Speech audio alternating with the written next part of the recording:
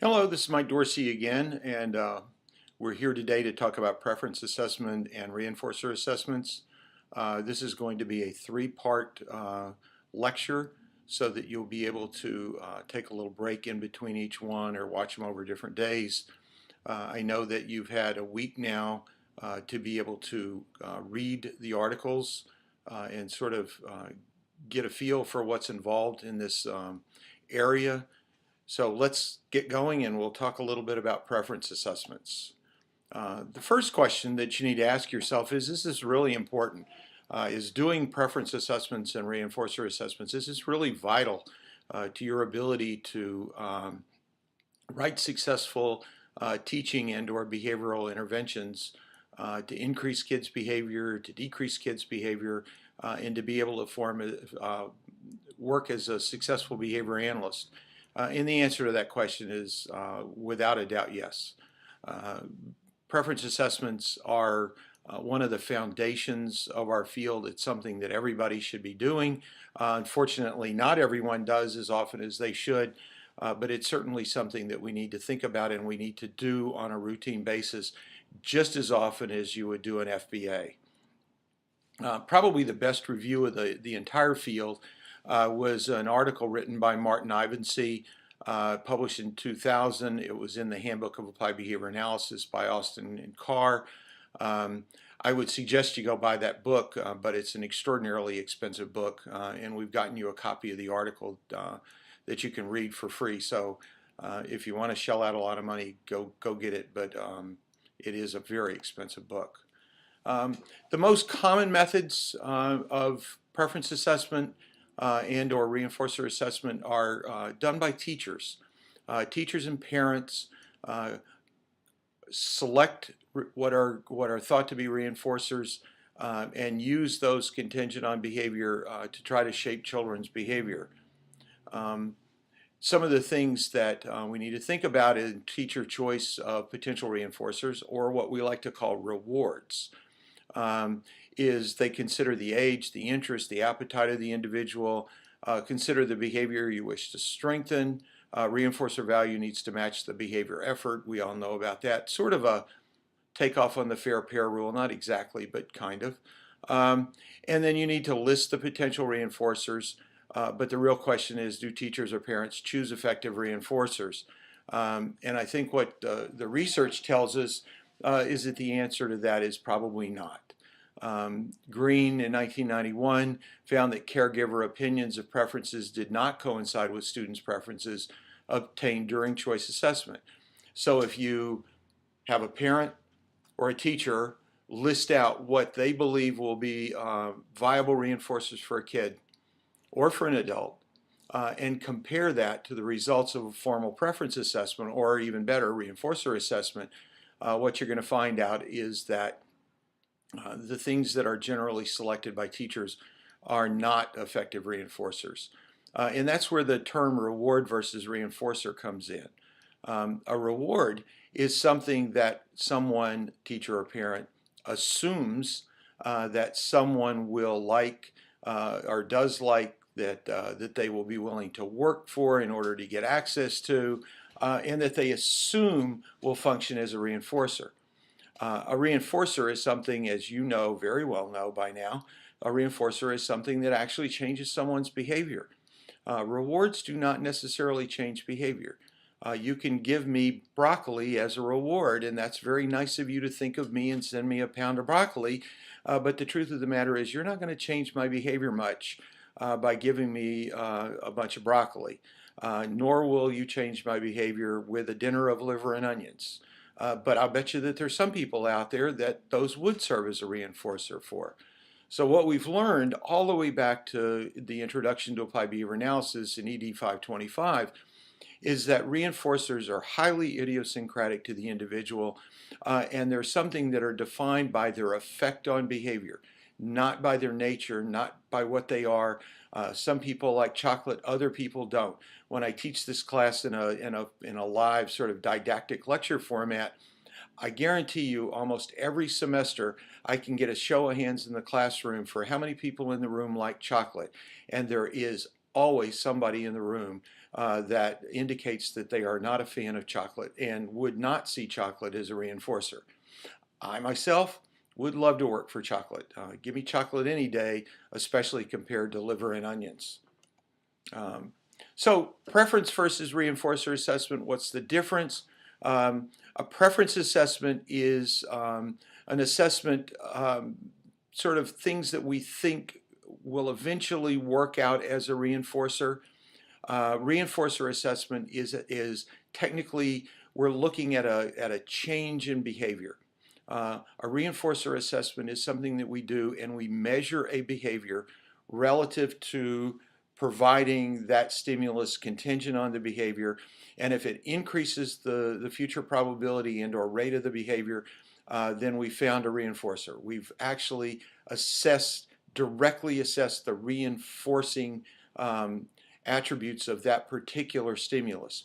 A preference assessment is something where the individual demonstrates, not by the report of the teacher or the parent, but the individual demonstrates a quote-unquote preference for that item relative to other items, or just absolutely itself without being relative to other items. But what we find is that there's a high correlation between the results of a preference assessment and the results of a reinforcer assessment. In fact, Kathleen Piazza in 1996, they produced a large number of stimuli were evaluated to identify preferred stimuli. The purpose was to identify potential reinforcers. Doesn't evaluate directly the reinforcing effects of the stimulus, but just looks at the potential that they're going to be. That article, along with 1996, the Piazza, Fisher, Hagopian, Bowman, and Toole article, found that highly preferred stimuli or high preference stimuli were very likely to be effective reinforcers, but that low functioning stimuli did not function as reinforcers. So that makes a lot of sense. If somebody indicates a preference, there's a good chance that that's going to serve as a reinforcer, and that you're going to be able to use that contingent on behavior in a behavior plan. You know, go back to the thing in the beginning when I asked, is this really an important thing for you to be studying? Well, if you think about it, how often have you heard in your school or place of business where you're working to serve other people, that quote unquote that reinforcement program just didn't work with that kid, suggesting that somehow reinforcement itself doesn't work for certain children or certain adults? Well, the first thing I always ask is, well, did you do a reinforcer or preference assessment? Because very likely the reason that quote-unquote reinforcement program didn't work is because you weren't using a reinforcer. You were using a reward. If you'd been using a reinforcer and you'd been delivering the reinforcer contingently and immediately upon the existence or the occurrence of the behavior, had you been doing things correctly, it is a circular argument. It works.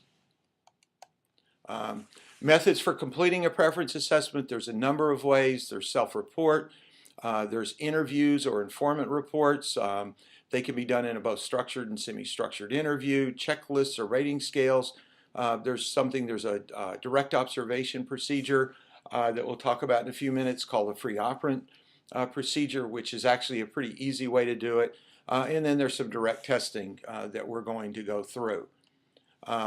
Preference assessments break out, as we said, into interviews or questionnaires. The advantage of these is that they're very easy to do. They're simple, take not a lot of time, and generate fairly quick results. The disadvantage is that they're very subjective. They're based on opinion, and they're pretty unreliable. Observation of daily activity, of preferences in daily activity. The advantage is that they're objective and they're based on direct observation. The disadvantage is they're very time consuming, except the free operant method, and that there's limited access to stimuli in the environment that might actually serve as a reinforcer. The other thing about observation of daily activities that can make something difficult is that we know from our studies that someone can be on a schedule of reinforcement that's extremely lean, meaning that you may be engaging in 100, 200, 300 responses before the reinforcer that's maintaining that behavior is delivered. Well, if I'm going to go in and watch you in your natural environment and take data on your behavior and the consequences to that behavior over time, just like we talked about with ABC recording sheets, I may record 200 instances of the behavior and never see the reinforcer that's maintaining that behavior delivered. So I may have no idea that that's the reinforcer that's actually maintaining that behavior. It's on such a lean schedule, and I may never put it into my list of potential reinforcers. And then some of the systematic preference assessments that we'll talk about later, the advantages is that they're very objective, they accommodate a wide range of stimuli. The disadvantage is that they're time consuming. And this kind of goes back to the whole thing with the analog functional analysis. And the big complaints about that is, especially the old original Iwata 82 article, is the time that it took to run that functional behavior analysis. Well, the same thing is true for systematic preference assessments. Some of them can be very time consuming. But again, if you don't have a reinforcer, there's no point in writing the plan and trying to run something to change someone's behavior, because if you don't have a reinforcer, you're not going to change their behavior. So let's review briefly interviews or questionnaires. The person's choice does matter. When we want to know what they're gonna pick and what's going to be preferred for them, their choice really matters, because that's what ends up with us using as contingent stimuli to try to change their behavior. The method self-report, basically ask the person, ask them to report on items of preference. Usually involves interviews, checklists, or rating scales. We use these all the time. It's something that you would want to do with people that are less cognitively impaired. That is, they're more typically developing, so that you can have a good verbal exchange with them and they know the difference between broccoli and rutabaga, or chocolate and vanilla, that you can use language like that and they can actually tell you that. You can also interview them and just say to them, what's your 3 favorite kinds of candy? What's your 6 favorite kind, or your 2 favorite kinds of chips? What's your favorite kind of, soda pop? Any of those kinds of things. And the more you list them out, and then you can go back and go, well, what would you rather have, a Coca-Cola or a piece of chocolate? Would you rather have this, or would you rather have that? So you can go through, interview people, and just ask them. I mean, you want to know what my reinforcers are? Call me up and ask me, and I'll, we can talk about that. And I'm probably going to give you a pretty good indication of what you could use contingently on my behavior to increase and affect the rate of my behavior. Informant report involves interviewing or gathering information and rating scales or checklists from a person familiar with the individual. But then we talked about that earlier. We know informant reports don't do a very good job, don't come up with highly correlated stimuli that will serve as reinforcers, and likely often end you up in a wild goose chase with you trying to run a behavior plan based on a reinforcer or a stimuli that's not a reinforcer. So informant reports are not always a good thing to use, sort of a last resort before you go do anything else. So which to use, does it matter? Absolutely. Self-report is more reliable than parent or teacher interview. If you can't do self-report because of the person's cognitive issues or because of their language or issues or inability to communicate, then we'll go back in a minute and we'll talk about some of the systematic ways that you can test without having to have any kind of verbal interchange or self-report.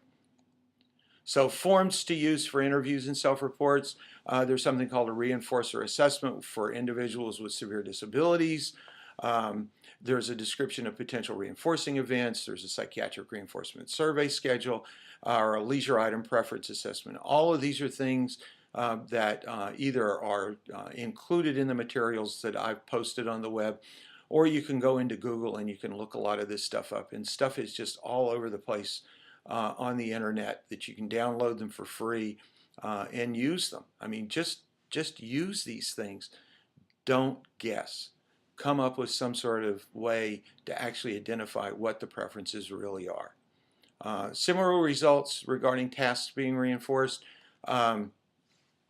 Vaughn and Horner in 1997 examined levels of problem behavior on preferred versus non-preferred tasks, and when each task was chosen by a teacher versus a student, They had a list of preferred and non-preferred tasks gathered by interview and observation, and the results showed allowing students to choose between pairs of lower preference tasks resulted in lower rates of behavior.